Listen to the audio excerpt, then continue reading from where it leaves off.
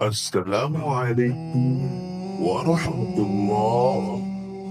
মক্কা বিজয়ের পর সেই ঐতিহাসিক দিন যা বদলে দিয়েছিল পৃথিবীর ইতিহাস।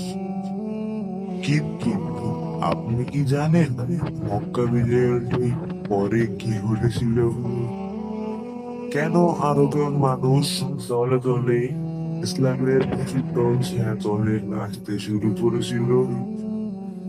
আজ আমরা জানবো মক্কা বিজয়ের পরবর্তী মক্কা শেষ বিজয়ের সেই অজানা ইতিহাস সময়ের জানতে ভিডিওটি শেষ পর্যন্ত দেখুন। আর আপনি যদি আমাদের চ্যানেলে নতুন হয়ে থাকেন, তবে এই জাতীয় আরও তথ্যবহুল ভিডিও পেতে এখনই সাবস্ক্রাইব করে বেল আইকনটি বাজিয়ে দিন। বিজয়ের পর প্রথম কাজ ছিল পবিত্র কাবা ঘরকে শিরক থেকে মুক্ত করা। একে একে কাবার ভেতর ও চারপাশ থেকে সকল মূর্তি সরিয়ে ফেলা হলো।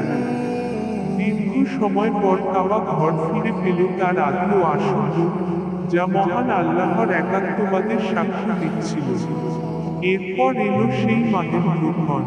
আল্লাহর রাসূলের নির্দেশে হযরত বেলাল রাদিয়াল্লাহু তাআলা আনহু কাবার ছাদে দাঁড়িয়ে উচ্চকণ্ঠে ঘোষণা করলেন আল্লাহর বরত্ব।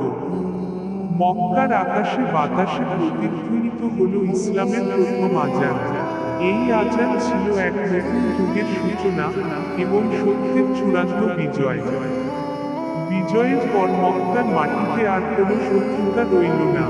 কাবার চত্বরে বসে প্রবীণ মক্কাবাসী আর মদিনার সাহাবীরা মেতে উঠলেন ভ্রাতৃত্বের এক পরম আলোচনায়।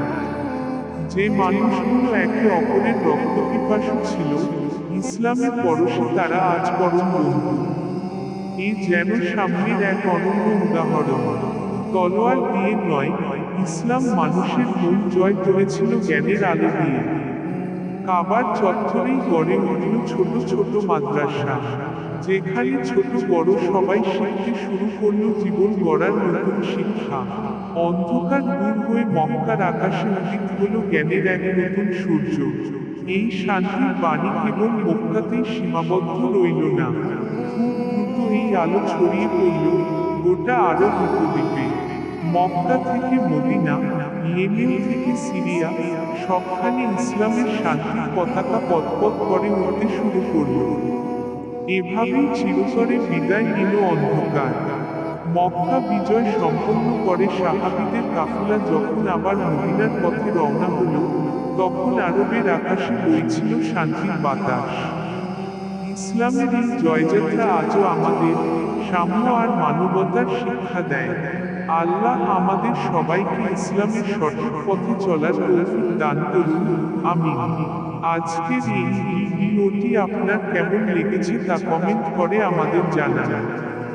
ভালো লাগলে লাইক দিন এবং বন্ধুদের সাথে শেয়ার করুন।